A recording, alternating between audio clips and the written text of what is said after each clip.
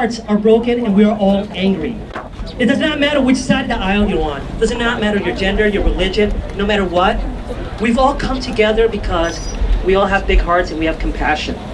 We all agree that the current policies being implemented lack compassion and do not get to the root causes of why families are coming together. That's why we all together have a demand today that families be reunited at any cost, be reunited but not in cages.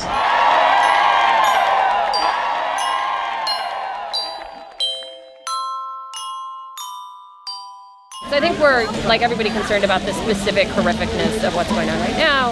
We think it's a larger economic question that's about profit. We think that borders benefit corporations, and that most people would benefit from an immigration policy that focused on people, what people need. Our kid is 3, and I do think that that is an added emotional experience of what's going on right now. I don't think you have to have kids to recognize that what's going on is really horrifying. Any opportunity that I would want for him, I don't want it at the expense of somebody else's opportunity. People want the best for their kids, but I don't know what it means to want the best for your kid in a world where you don't want the best for everybody else's kid. My mother came to this country in the early 70s to escape an abusive relationship.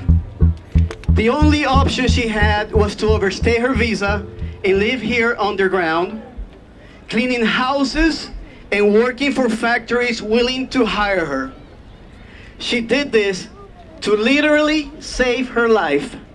This country literally saved my mom's life.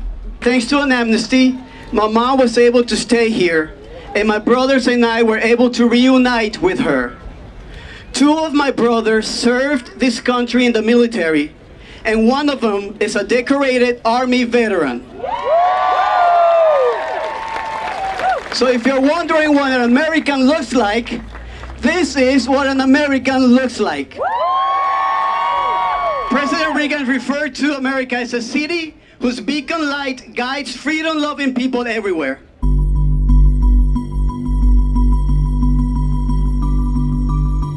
I'm in support of keeping the families together, try to see if I can try to do something. I mean, I was coming here to support everybody else.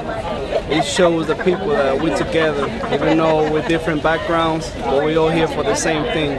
I'm from the Dominican Republic, but I came to the United States in 1992 to New York. I did 12 years in the Marines. After the Marines, I came to Charlie because it's better for the kids, better school, better future for them. Latino people, we're growing and they're scared. I don't know for what, but or why they're scared of us being here. Because the United States, it was made by immigrants. And the more immigrants we have, the better it is for everybody else. I mean, we have more than enough, everything for everybody else. We can share what we got with everybody else. And I don't see no problem with that. Is absolutely inhumane.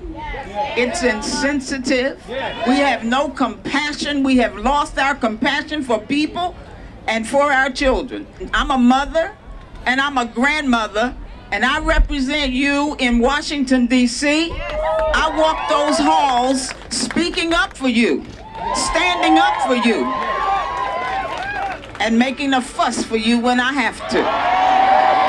My daughter is out there in the audience. She's a teacher in Guilford County, and she told me a story once about a young child who came to her class, and she was an immigrant child, and she changed her dress because she didn't want anybody to know who she was. And she said, when I go home, I want my mother and my father to be there. I'm so afraid that when I go home, they're not going to be there. But I've come today to let you know, all of our immigrant brothers and sisters, all of our dreamers, that I'm going to be there for you. We've got to bring these children back to their families. And I challenge President Trump. I challenge my colleagues. We've got to do it, and we've got to do it now.